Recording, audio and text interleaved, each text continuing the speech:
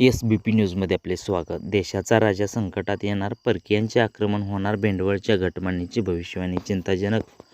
अक्षय तृतीयेला 30 April रोजी सायंकाळी गावाशेजारी एका शेतामध्ये ही घटमांडणी करण्यात आली. पुजारी महाराज आणि सारंगधर महाराज व त्यांच्या सहकाऱ्यांनी ही घटमांडणी केली. जळगाव जामोद सुमारे 350 वर्षापूर्वी तालुक्यातील भेंडवळ येथील रामचंद्र महाराज यांनी सुरू केलेली अक्षय तृतीया घटमांडणीची परंपरा आजही कायम असून 1 मे अक्षय तृतीयेच्या दिवशी सूर्योदयापूर्वी रामचंद्र महाराजांचे वंशज पुजारी महाराज वाघ आणि त्यांचे सहकारी सारंगधर पाटील वाघ यांनी या घटमांडणीचे भाकीत जाहीर केले आहे. गेल्या 45 वर्षांमध्ये जे घडले नाही असे भाकीत त्यांनी वर्तवले असून पृथ्वीचा विनाश म्हणजे पृथ्वीवरील बऱ्यापैकी लोकसंख्येचा नाश होईल आणि या देशाचा राजा हा संकटात राहील. सध्याच्या सहकारी परिस्थिती व पक्षाकडून त्यांचे आधार काढले जाण्याची शक्यता सुद्धा वर्तवण्यात आली आहे. अक्षय तृतीयेला 30 एप्रिल रोजी सायंकाळी गावाशेजारी एका शेतामध्ये ही घटमांडणी करण्यात आली. पुजारी महाराज आणि सारंगधर महाराज व त्यांच्या सहकाऱ्यांनी ही घटमांडणी केली. शेतात एक गोलाकार रिंगण घालून त्याचे मधोमध एक खड्डा खोदून त्यामध्ये पाण्याची घागर, करवा आणि नैवेद्य ठेवण्यात आले. त्याच्या शेजारी पानाचा विडा आणि गोलाकार रिंगणामध्ये 18 प्रकारचे धान्य घटामध्ये मांडण्यात आली.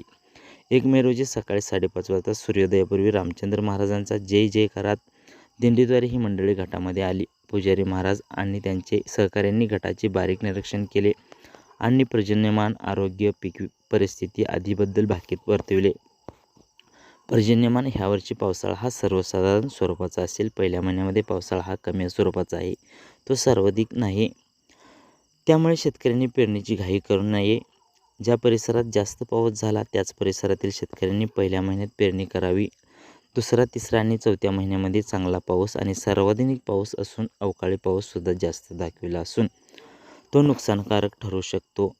बऱ्याच भागामध्ये मोठ्या प्रमाणात अतिवृष्टीसुद्धा होऊ शकते. पीक परिस्थितीसुद्धा सर्वसाधारण दाखवलेली आहे.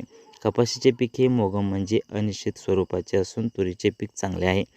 ज्वारीचे पीक चांगले असून भावामध्ये मंदी असेल. उडीद पीक सर्वसाधारण असून काही भागात उडदाची नासाडी होण्याची शक्यता आहे. उडदाचे भावामध्ये तेजी असेल. मुगाचे पीकसुद्धा चांगले असून तेलाचे पीक चांगले असून भावात तेजी असेल. बाजरीचे पीकसुद्धा चांगले आहे. रब्बी हंगामातील गहू, हरभरा ही पिके मोगम स्वरूपाची दर्शविली आहेत.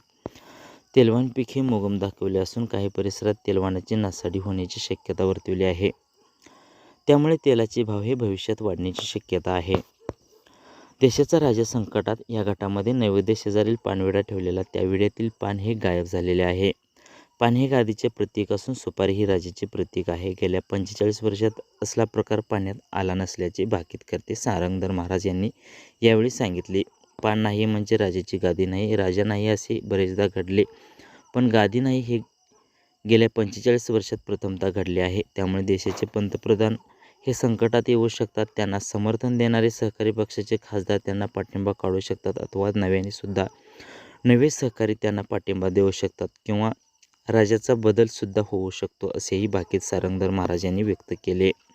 राजा कायम तणावात राहणार असल्याचे, देशापुढे बरेच संकटे येणार आहेत. कित्येक राज्यामध्ये राष्ट्रपती राजवटीसुद्धा लागण्याची शक्यता आहे. पृथ्वीचा विनाश, नैवेद्यावरील पुरी हे पृथ्वीचे प्रतीक आहे. येथे पुरीचा नाश झालेला आहे. पुरी ही गायब झालेली आहे. त्यामुळे पृथ्वीचा सुद्धा विनाश होण्याचे भाकीत त्यावेळी वर्तवण्यात आले. पृथ्वीवर फार मोठे संकट येऊ शकते. पूर्ण पृथ्वी नसली तरी पृथ्वीच्या बऱ्याच भागावरील लोकसंख्येचा विनाश संभवतो असे भाकीत यावेळी मांडण्यात आले. आर्थिक परिस्थिती भीषण. गटामधील नैवेद्यावरील करंजीसुद्धा गायब आहे. करंजी हे आर्थिकतेचे प्रतीक आहे. सध्या बाहेरील आक्रमणाची सुद्धा देशाला भीती आहे. अशा बऱ्याच कारणामुळे पंतप्रधान सातत्याने ताणतणावामध्ये असणार आहे. एक तर त्यांना त्यांची गादी सांभाळणे आहे आणि दुसरीकडे देश चालवणे आहे. अशा परिस्थितीत देशाची आर्थिक परिस्थिती ही फार भीषण स्वरूपाची आहे. भेंडवळ येथील गावाशेजारील शेतामध्ये पहाटे 5:30 वाजता घटमांडणीचे भाकीत ऐकण्यासाठी खानदेश, मराठवाडा, वराड, मध्य प्रदेशमधून हजारोहून अधिक शेतकऱ्यांनी गर्दी केली होती. गतवर्षीच्या भाकीतमधील बऱ्याच बाबी प्रत्यक्ष सातत्यामध्ये उतरल्याने या मांडणीवरील विश्वास दृढ होत चाललेला आहे. SBP न्यूज मराठी लाईक करा, शेअर करा, सबस्क्राईब करा.